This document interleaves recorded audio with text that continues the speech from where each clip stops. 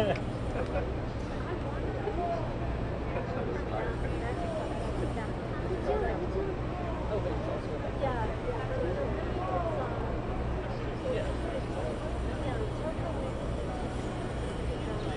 2 minutes. All right, thank you.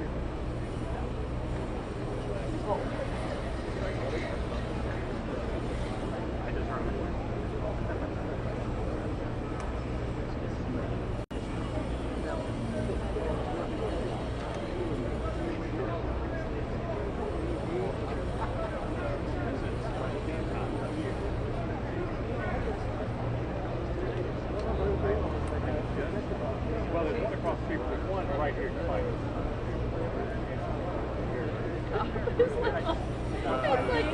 like, oh.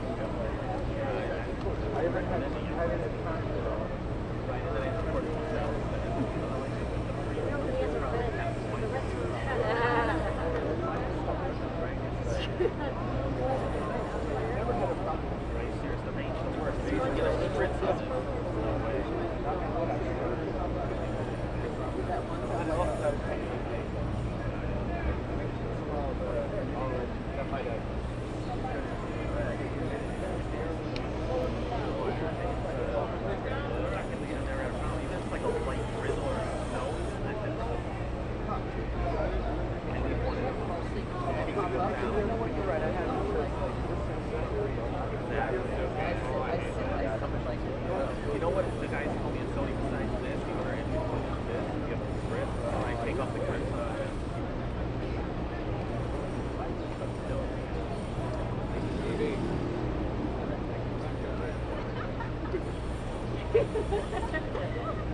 I'm getting bored.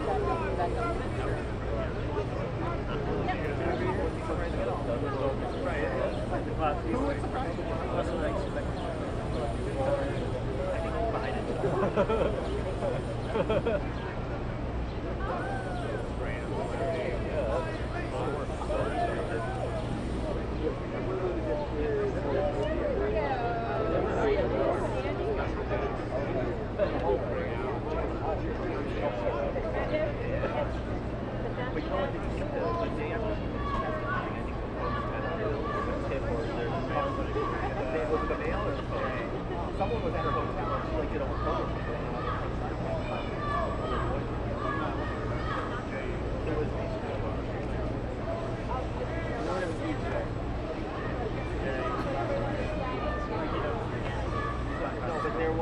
there was something. I'm right there.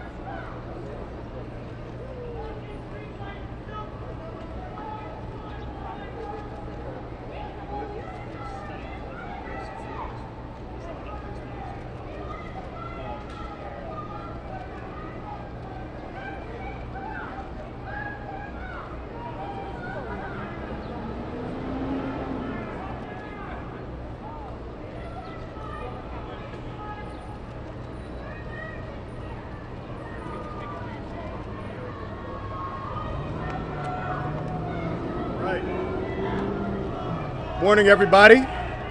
Good to go? Yep. All right, thank you so much for being here. First of all, let me say this first and foremost. We're not here today because of what's going on over there. We're here today because you all are here. And so we are proud, we are glad that you're all here this morning. We're here primarily because of the threat that Donald Trump poses to the United States of America and to our democracy. We are, of course, grateful to have two brave officers, Michael Fanone and Harry Dunn, who defended our democracy and our Capitol against the violent mob that Trump incited on January 6, 2021 here with us. And of course, we are happy to have Robert De Niro, a native New Yorker who can spot BS a mile away and isn't afraid to call it out.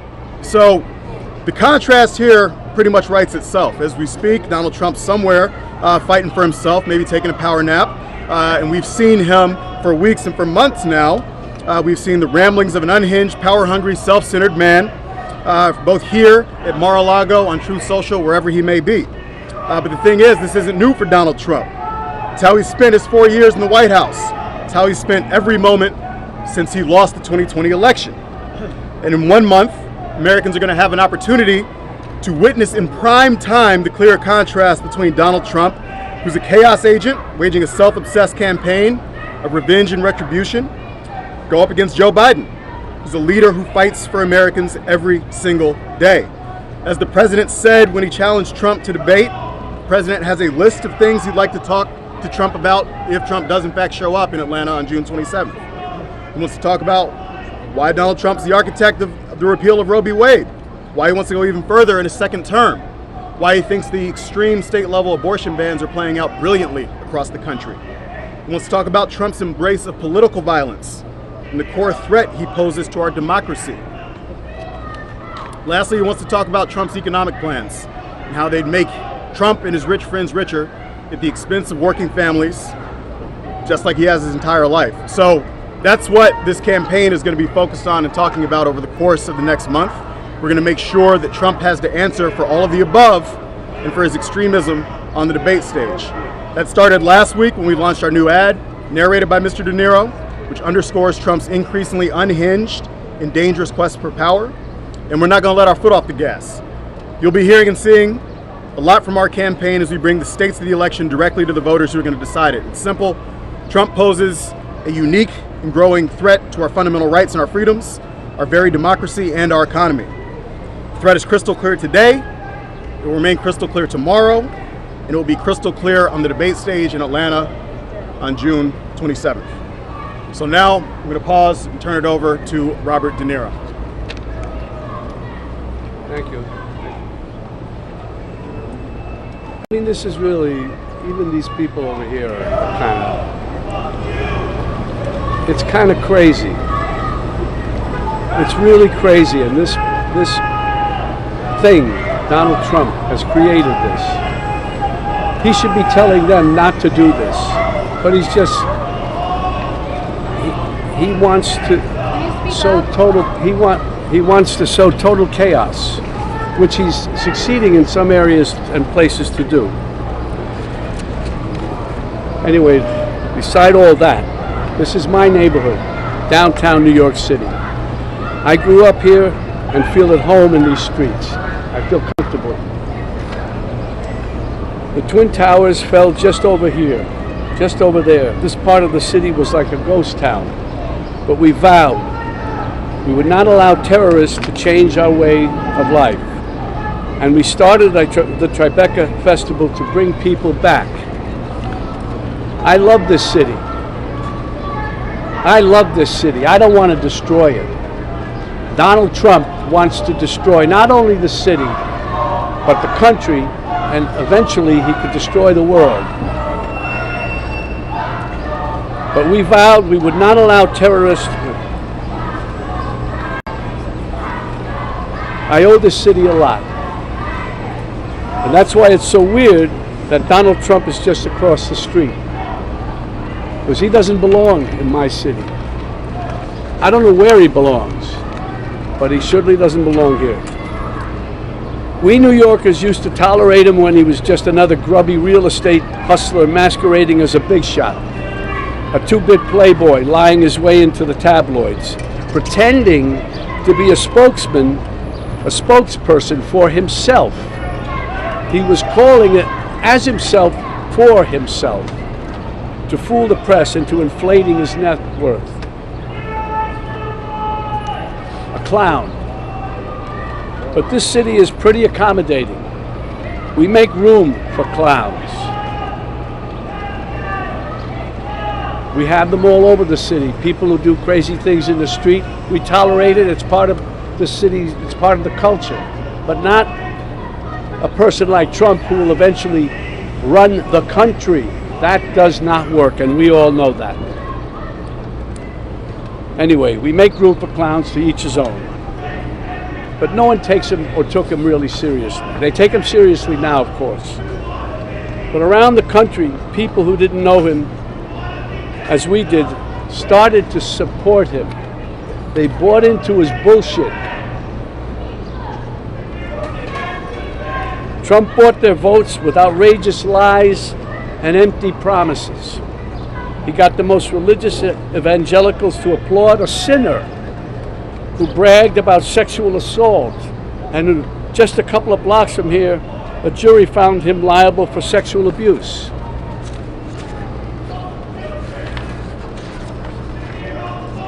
Somehow he even got self-styled patriots to support a man who called for terminating the Constitution, and on January 6th rallied an angry mob to threaten democracy, leaving death and destruction in its wake.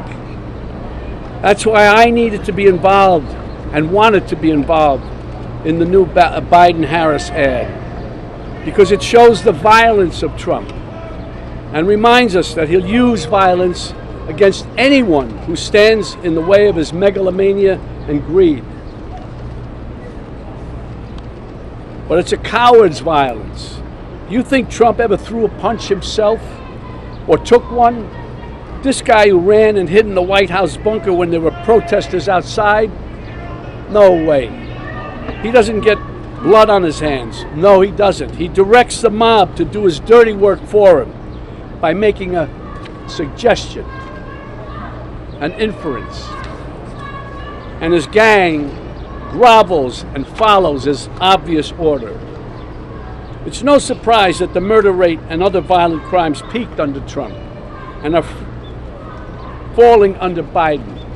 And now he's promising to use our own military to attack U.S. citizens. That's the tyrant. That's the tyrant he's telling us he'll be. And believe me, he means it. When Trump ran in 2016, it was like a joke. This buffoon running for president. No, never could happen. We'd forgotten the lessons of history that showed us other clowns who weren't taken seriously until they became vicious dictators. With Trump, we have a second chance. And no one is laughing now. This is the time to stop him by voting him out once and for all. We don't want to wake up after the election saying, what, again? My God, what the hell have we done? We can't have that happen again. Yesterday was Memorial Day.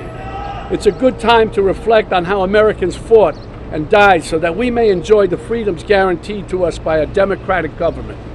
A government that, as President Lincoln said, of the people, by the people, for the people, shall not perish from the earth. Under Trump, this kind of government will perish from the earth. I don't mean to scare you. No, wait, maybe I do mean to scare you. If Trump returns to the White House, you can kiss these freedoms goodbye that we all take for granted.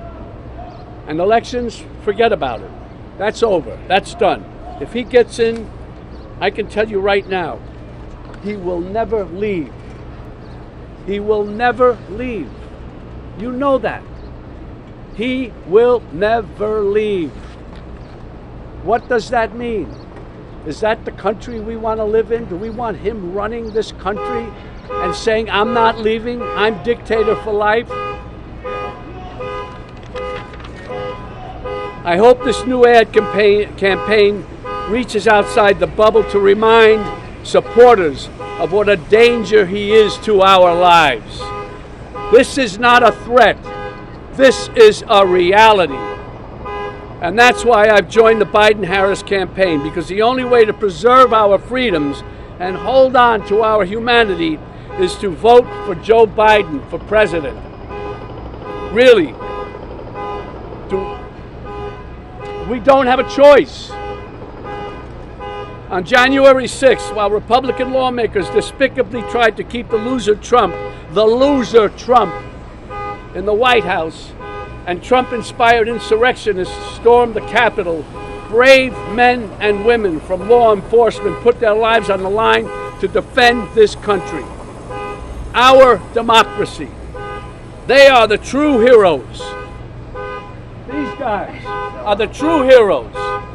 They stood and put their lives on the line for these lowlives, for Trump. They lied under oath. They lied under oath. Right. Who lied under oath? What are you telling me? Those two traitors behind you. Excuse me? Those two traitors behind you. They lied under oath? That's right. What are you saying? They're traitors. They're traitors. I don't know. I don't even know how to deal with you, my friend.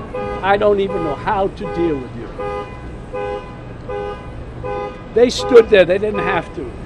And there were other ones in there who probably were in with them a little bit too, and they found a way to get around. Not these guys. They stood there and fought for us, for you. For you. Well, they weren't fighting for me. No, they fought for you, buddy. You're able to stand right here now. They are the true heroes. I'm honored to be with these two heroes today, from former Capitol Police Officer Harry Dunn and former Metropolitan Police Officer Michael Fanone.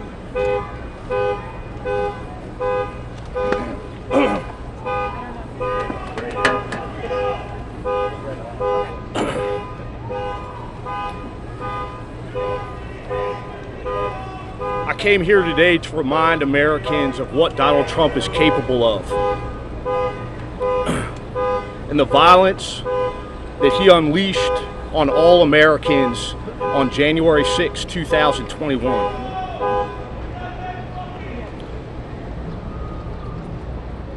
For 2 decades, I was a DC police officer serving the citizens of the District of Columbia, primarily working in narcotics. On January 6, 2021, I heard distress calls coming from fellow police officers on the Capitol as thousands of Trump supporters rushed them and brutally assaulted members of law enforcement. That day, I, like many other, hundreds of other DC police officers, put on a uniform and responded to the Capitol to assist our brothers and sisters in law enforcement, defending the Capitol from a violent, armed mob of Trump's supporters. These supporters were fueled by Trump's lies and the lies of his surrogates, lies that the 2020 election was stolen.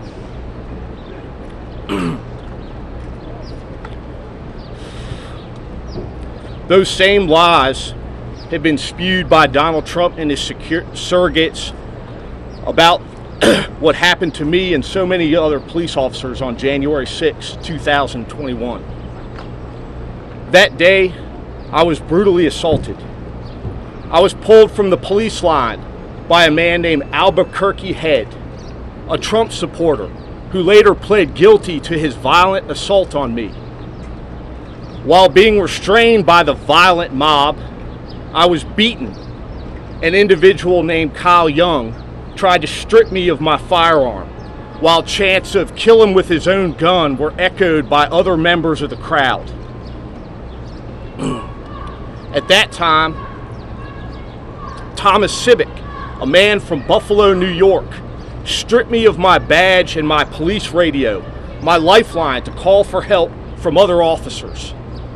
All the while, I continued to be beaten and then struck with a taser on my neck by Daniel Rodriguez, another Trump supporter who also pled guilty to his violent assault on me. All 4 of these individuals are self-admitted Trump supporters, All 4 of them committed violent assault on law enforcement.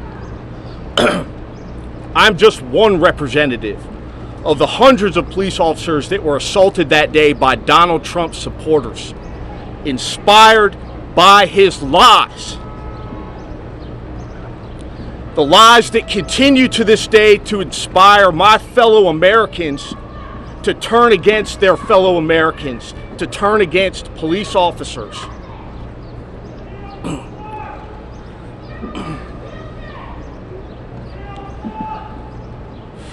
At the end of the day, this election is about Donald Trump and his vision for the office of the President of the United States.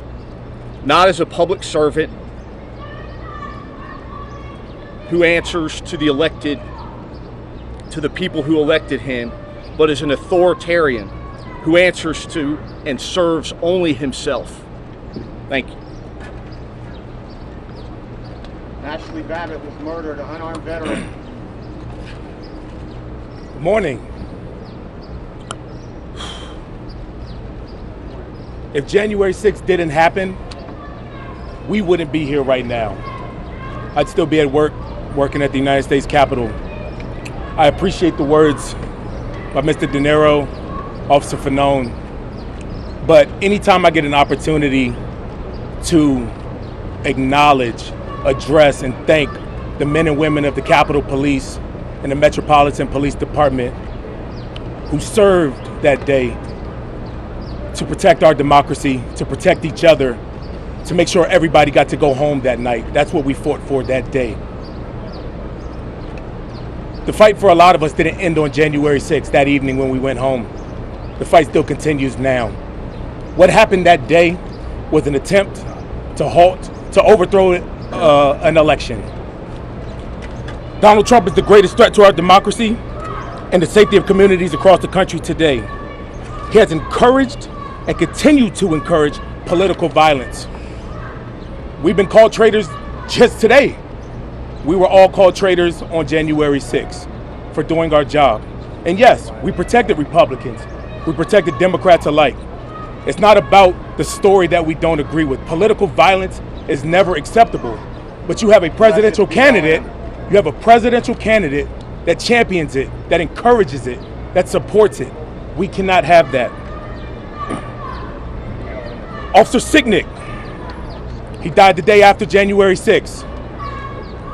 They said it was because of a stroke, but the events of January 6th caused it. His father said it best. Charles Sicknick, Trump is the reason why my son is dead. Trump does whatever will get him votes and helps Donald Trump. He is about himself. He calls the criminals who attacked our Capitol patriots. He calls the men and women who died serving and protecting this country suckers and losers. He constantly echoes the words of dictators and invokes the language of Nazi Germany, embracing political violence, pledging to rule as a dictator on day one. Those aren't our talking points. Those aren't left news talking points. He said it. Americans need to wake up. This is not a drill. Mr. Niro said he's not trying to scare you. When I just unsuccessfully ran for office. A lot of people that I met out there said they were afraid. They're scared to see what another Trump presidency looks like.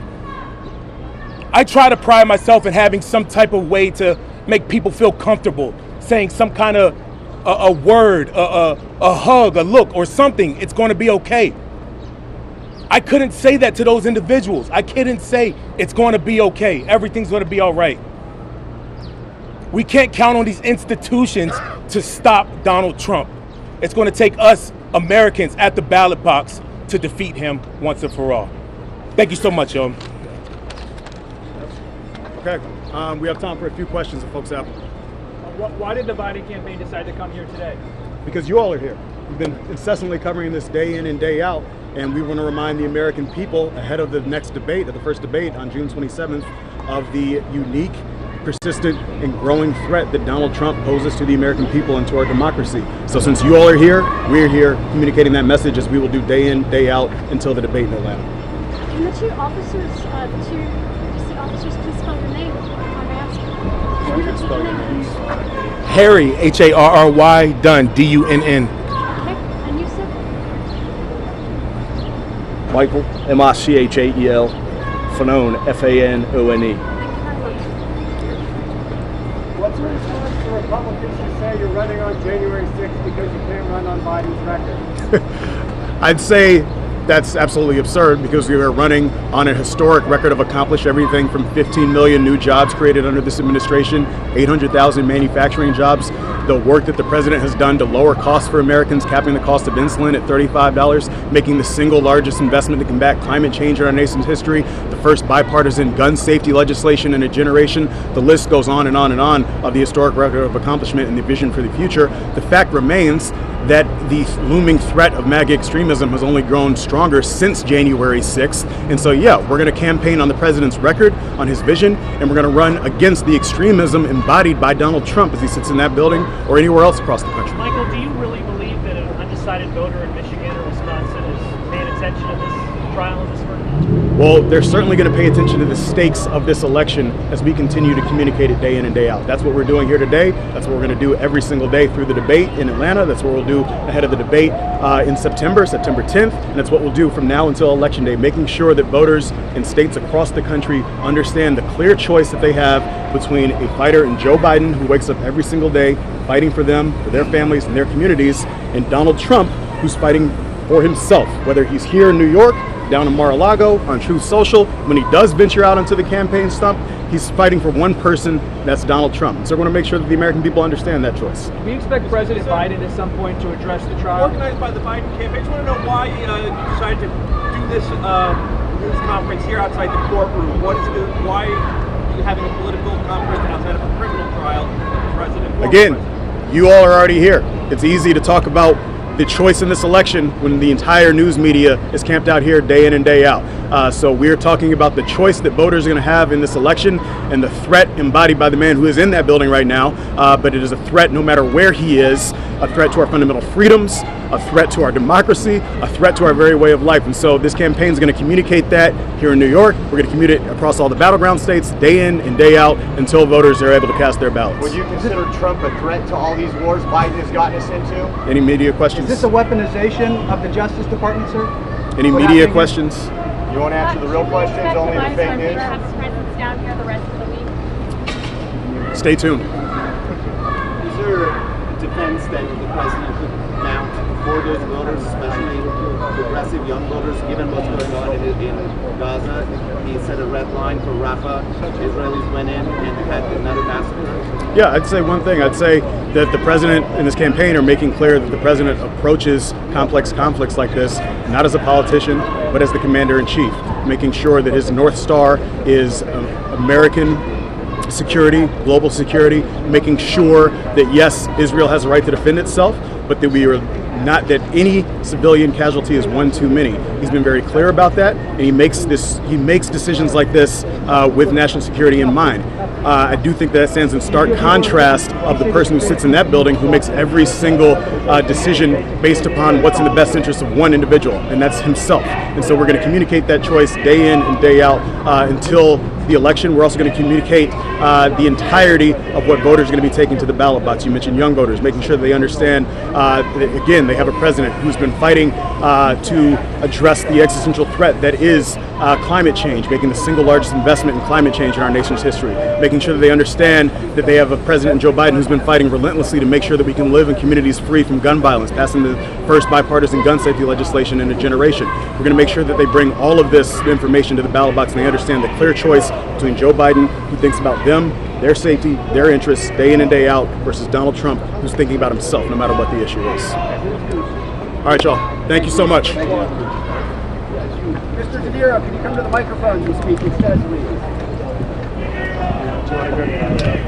They didn't get the microphone instead.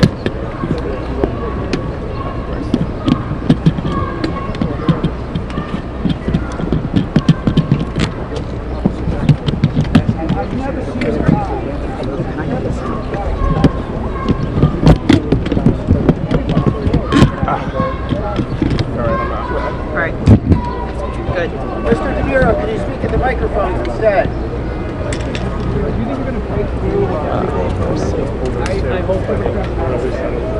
Yeah. Thank you. No.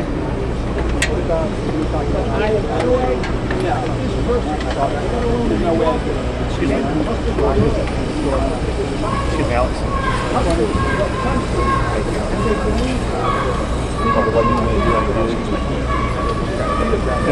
Excuse me.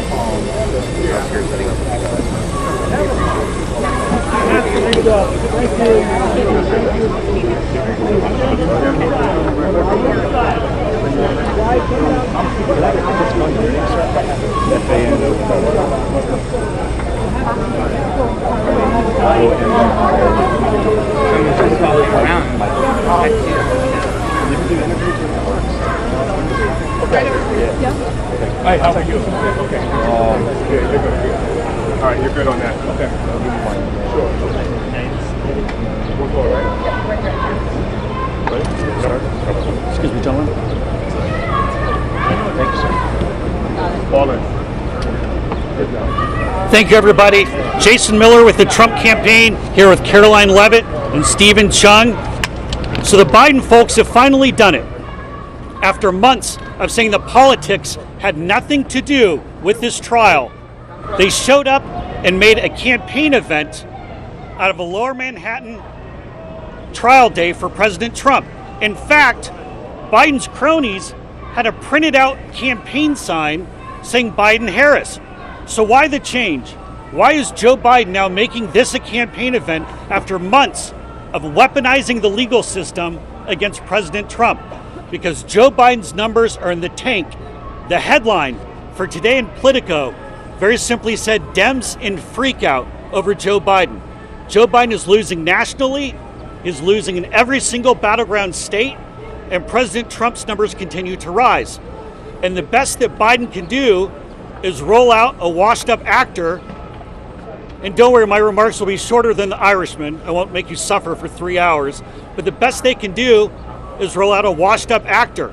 Last week, President Trump spoke in the Bronx, where he had over 25,000 people show up to rally around him. And the best the Biden campaign could do was put out a web video with Robert De Niro. There is nothing behind the Biden campaign. Their numbers are in the toilet. Kamala Harris is a terrible alternative, and it's all an attempt to try to turn around the Biden campaign. Now, what's happening here in Manhattan? We're in closing arguments for the Biden trial. We've been here for 6 weeks. Nobody has said that President Trump did anything wrong. We have a highly conflicted judge with an unconstitutional gag order, and everybody sees this case for what it is. In fact, the New York Post this morning, with the headline from Jonathan Turley, as Trump trial comes to close, DA's flimsy case is nothing to brag about. Everybody knows this case is complete garbage. President Trump did nothing wrong. This is all politics. If you don't think this is politics, then why did the Democrats wheel out a retread like Robert De Niro to try to change the subject? You could see the look on the Biden campaign staffers' faces. They knew this was a bad idea. They didn't want to be here. But somebody at Central Command told them that everything is going down the tubes for Joe Biden. And I hand it over now to Caroline Levitt. What you just heard from is a desperate and failing and pathetic campaign who knows that they are losing. Joe Biden's sending his campaign outside of this criminal courthouse. It is a full-blown concession that this trial is a witch hunt that comes from the top, comes from Joe Biden, and he is using a far-left district attorney in this city, Alvin Bragg. This case would have been laughed out of any other courtroom in America. Legal scholars on both sides of the aisle, even liberal legal scholars, agree there is no crime, there is no case. But Joe Biden knew he could use Alvin Bragg, who is sitting in that courthouse today, wasting away the tax dollars of the hardworking people of this city, to go after Joe Biden's political opposition. And the man overseeing this case is a corrupt and highly partisan and crooked judge who is highly conflicted for reasons that President Trump can't even talk about, because this judge imposed an unconstitutional gag order on the former president of the United States and the leading frontrunner in this election. This is a disgrace. President Trump has been locked up in that courtroom for 6 weeks, but guess what? The American people see through this witch hunt and this scam, and that's why President Trump continues to rise in the polls. That's why he pulls a crowd of more than 25,000 in the deep blue Bronx. That's why he pulls a crowd of more than 100,000 in deep blue New Jersey. Everywhere he goes, everyday Americans, not elitist, out-of-touch Hollywood actors like Robert De Niro, who have no idea the real problems that people in this city and across this country are facing. President Trump is backed by the hardworking men and women of this country, and I could not help but laugh when Joe Biden's spokesperson actually came out here and accused President Trump of being the threat to democracy. Joe Biden is the real threat to democracy. He is weaponizing our justice system. Look at all of you. This is a communist show trial. There are real problems in America, and you are all out here covering this because Joe Biden is weak, he's pathetic, he's a threat to democracy, not only with this weaponization of our justice system, but with his wide open border invasion that is allowing a mass invasion of illegal people into this country. Terrorists, criminals, our economy is in shambles, we are heading towards World War III. Those are the issues real Americans care about. That is why President Trump is going to win this election, and ultimately he will be vindicated of this sham crooked trial because he has the truth on his side and he is an innocent man. And here's my colleague Stephen Chung. Make no mistake, this is election interference of the highest order. Crooked Joe Biden and his campaign are in complete freak-out mode, and that's why they've gone back on the word, and now they've gone in bed with a highly conflicted judge, and now they're making a political mockery of this entire thing. The fact remains that President Trump will overcome. He'll fight these charges up and down, and there's nothing to stop the truth from coming out. Thank you. Thank you, everybody. President Trump will speak to the courthouse media when a court adjourns at approximately 4:30. Thank you. What do you guys make of the Biden campaign response that they're only here because of cameras?